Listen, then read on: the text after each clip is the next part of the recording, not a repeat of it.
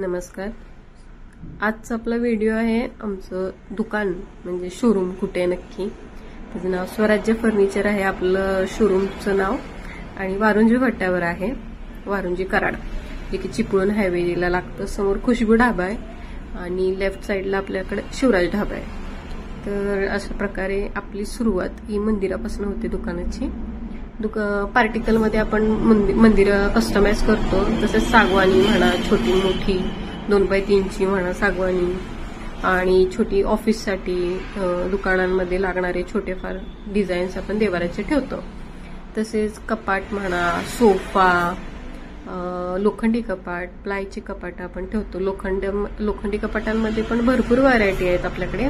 वेगवेगळ्या कंपनीचे पण आहेत, पण मोस्टली आपण शक्तीचीच ठेवतो कारण की त्याची क्वालिटी खूप चांगली आहे. बिल्ड क्वालिटी म्हणा.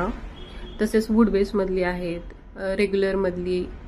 वुड बेस मध्ये पण भरपूर प्रकार आहेत. बोर्ड मध्ये पुढे दाखवतेस. तसेच आपल्याकडे स्टार्टिंग आपल्याकडे 10 पासून सोफ्यांची रेंज आहे 311 मध्ये. तसेच हेवी मध्ये पण भरपूर व्हरायटीज भेटतात तुम्हाला. डिझाईन हा वॉशेबलच आहे. जे कुशन असं निघतं, लूज पिलो असतात ते वॉशेबल असतात.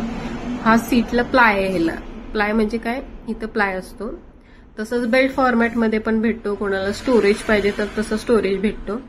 मी म्हटलेली शक्तीचं कपाट. आता हे सर्वात हेवी गेज आहे. हा 18-17 गेजचा आहे कपाट. 3 पीस लुक आहे.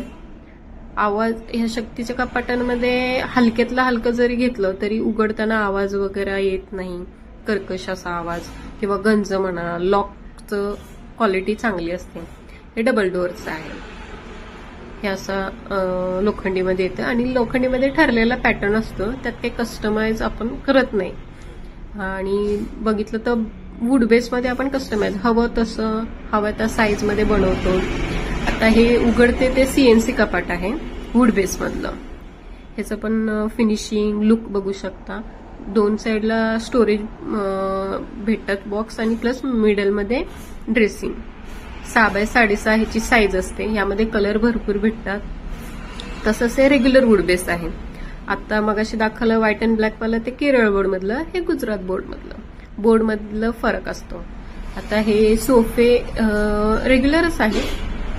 त्यातला हा बजेट सोफा म्हणू शकतो. ह्याच्या तुम्हाला हवं तसं साईजने आपण बनवतो कलरमध्ये. हा वॉशेबल एल कॉर्नर. ह्याच्या सीटला प्लाय आहे. ह्यामध्येही आपल्याला भरपूर कलर कॉम्बिनेशनची व्हरायटी भेटते. हा रेक्झिनवाला. ह्याच्यावरती सेपरेट व्हिडिओ आपला झालेलाच आहे. प्लस वॉशेबलमध्ये हा स्टूल सोफा. 2 हँडलमध्ये दोन्ही साईडला 2-2 स्टूल भेटतात.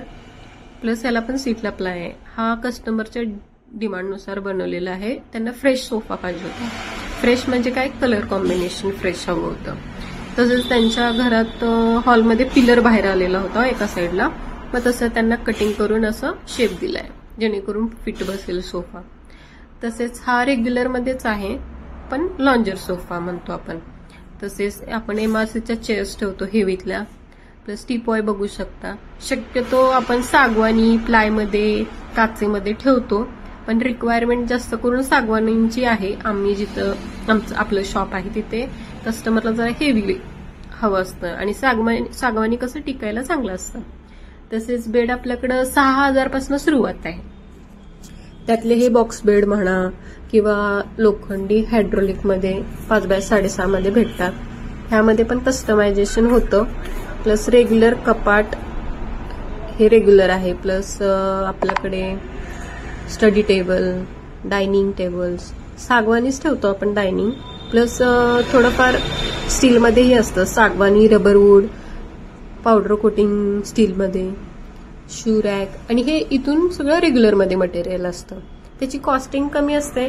पण कस्टमरला एखाद्याला द्यायचं असेल, आपण काय वापरतो हे मटेरियल हे डिस्प्लेला दाखवायला ठेवतो. तसेच आपण ऑर्थोमध्ये मॅट्रेसही बनवतो. हे कपड्याचे कॅटलॉग्स आहेत आपल्या. सोफ्याला कुठला कपडा हवा असेल चॉईसिंगसाठी हे रेग्युलर कपडा आहे. थँक्यू.